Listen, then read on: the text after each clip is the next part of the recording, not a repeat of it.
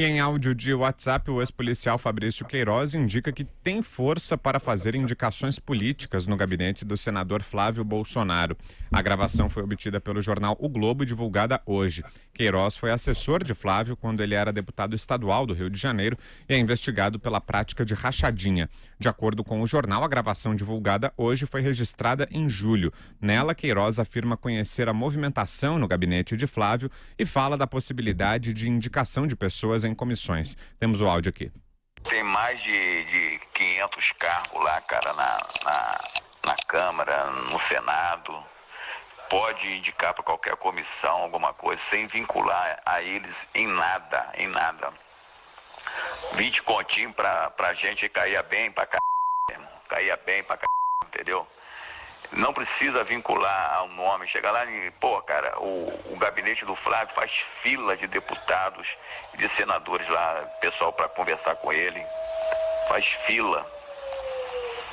É só chegar, meu irmão, nomeia fulano aí para trabalhar contigo aí.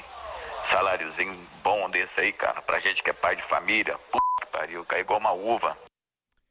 Ao jornal O Globo, Queiroz disse que vê com naturalidade o fato de ele ser uma pessoa que ainda detém algum capital político, uma vez que ele não cometeu qualquer crime, tendo contribuído de forma significativa na campanha de diversos políticos no estado do Rio de Janeiro.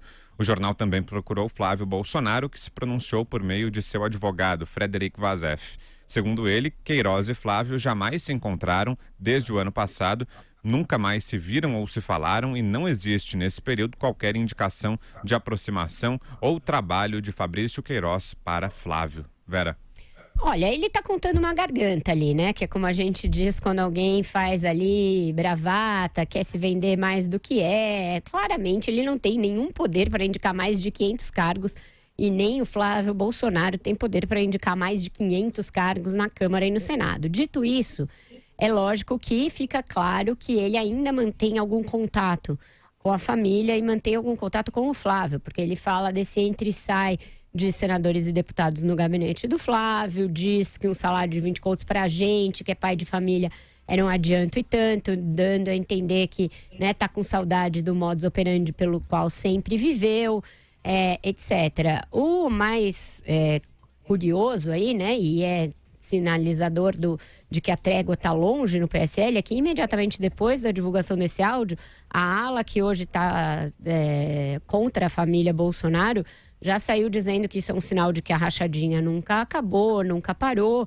etc. O delegado Valdir, ex-líder do PSL na Câmara, foi um dos que vieram nessa linha.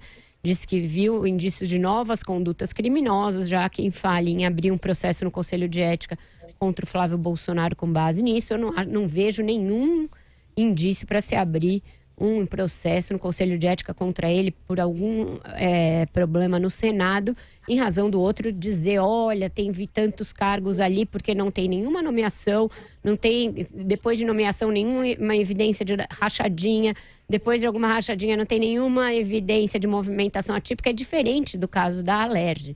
Não dá para querer equiparar. Eu acho que o áudio ele só é curioso e significativo porque mostra que a proximidade entre ele e a família Bolsonaro ainda existe e ainda incomoda. Tanto que o Bolsonaro ficou muito incomodado com isso lá em Pequim. Quase encerrou uma entrevista em razão disso.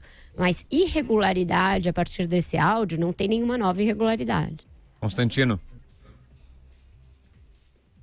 A linha de defesa do Flávio foi em dois caminhos distintos. O primeiro foi questionar se é mesmo do Queiroz, né? A suposta fala do Queiroz tem que ser periciada e tudo mais, mas o próprio já deu até entrevista ao Globo, já confirmou, né? E a segunda linha, o Flávio gravou nas redes sociais um vídeo curto, né?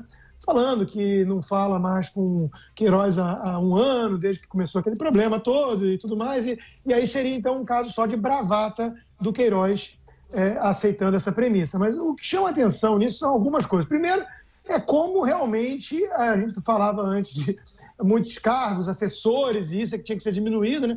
Como realmente tem boquinha, teta, esquema em Brasília, né? Arruma 20 continhos, parece que é uma coisa relativamente trivial, porque quem paga a conta somos nós aqui do lado de cá, os otários trabalhadores que pagam os impostos, né? Do lado de lá, vira sempre um esquema de ver quem consegue ocupar um carguinho não é produtividade, não é prestar serviço, é quem ocupa um carguinho, quem é nomeado por ligação com políticos para ganhar 20 conto, né?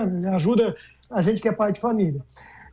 Outra coisa é o tom, né? A linguagem. Realmente é uma coisa meio de bandidinho, né? De uma coisa de 171 brabo, né?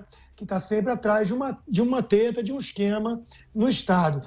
E a outra coisa que me chama a atenção é o seguinte, é essa relação da família Bolsonaro com essa figura, com esse personagem aí, o Queiroz, né? Que agora vem mais essa, né? Bombinha. Se antes foi uma bomba, agora é uma bombinha, mas o mesmo personagem tanto tempo depois.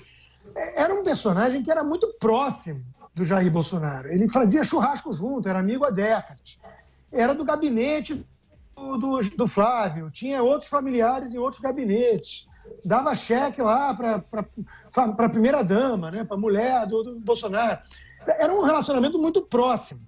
Então, eu acho muito estranho, me causa espécie a reação de alguém que fez tudo isso e gerou essa confusão toda para a família e para o filho, você reagir assim, não, isso aí, ou como o presidente falou, né, ele cuida da vida dele, os negócios dele, eu cuido da minha. Ou como o Flávio falou, não, isso aí eu não falo com ele há mais de um ano, não é isso.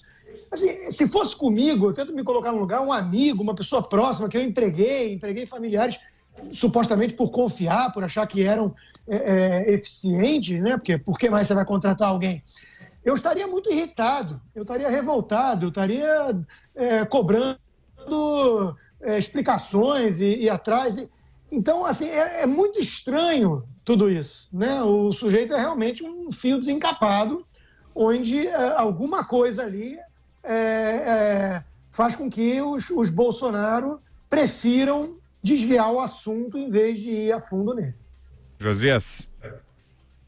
Olha, o primogênito Flávio Bolsonaro, protegido por uma super blindagem do Supremo Tribunal Federal, sempre o Supremo Tribunal Federal, ele percorre os corredores, os gabinetes do Senado, como se nada tivesse sido descoberto sobre ele. Imaginou-se que essa sobreposição de escudos, um fornecido pelo Dias Toffoli, outro fornecido pelo Gilmar Mendes, seria suficiente para esconder o Fabrício Queiroz. O problema é que o Queiroz se move com a sutileza de um elefante e não há desafio mais ingrato do que esconder um elefante. E a voz dele agora soa nesse áudio de WhatsApp, coisa recente, de junho. Nele, o Queiroz parece dedicado à sua especialidade, que ali tem cheiro de rachadinha. Tem mais de 500 cargos lá na Câmara, no Senado, disse o elefante. E aqui eu não estou entendendo que ele quer ocupar os 500 cargos, eu estou entendendo que ele fala, tem 500 lá, se a gente pegar 1, 2, já é um bom negócio. Aí ele fala, pode indicar para qualquer comissão, sem vincular a família Bolsonaro. Aí ele se expressa num idioma muito parecido com o português, né, e fala, 20 continho para a gente, caía bem para cá, pi... É melhor não repetir o encerramento da frase. O elefante, ele ensina o caminho das pedras. Ele fala, olha, o gabinete do Flávio faz fila de deputado e senador lá. Basta pedir para um deles, nomeia fulano aí para trabalhar contigo aí, saláriozinho bom. É um linguajar de bandido. Para gente que é pai de família, cai como uma uva. Não há no áudio menção a mérito, a currículo. Fica muito claro que o salário, se obtido o carguinho, não iria para o contratado, cairia como uma uva nas mãos de algum pai de família, de certo, um pai de família da maior honestidade. Quer dizer, esse áudio contém uma notícia boa e outra ruim. A notícia boa é que o Queiroz, que muitos imaginavam estar moribundo, passa muito bem de saúde. E a má notícia é que a saliência do elefante transforma o Flávio Bolsonaro numa espécie de pavio, esperando pela autorização do Supremo para virar uma chama. E faz do discurso do Bolsonaro, em favor dos bons costumes, um palavrório enferrujado. Vera. Só um adendo a partir de uma coisa que o Rodrigo falou, de por que os Bolsonaros são tão tímidos a lidar com o Queiroz, né? E evasivos e esquivos. Eu acho que na própria fala do Queiroz tem uma pista disso. Ele dá uma resposta que, a meu ver, não é tão explícita quanto a do Paulo Preto, mas que vai na mesma linha, né? Quando o Serra tentou fazer um ataque de amnésia e dizer que não sabia quem era Paulo Preto na campanha de 2010, que era um lobista e supostamente intermediário de propina para o PSDB, ele falou, olha, não se deixa um líder ferido na estrada.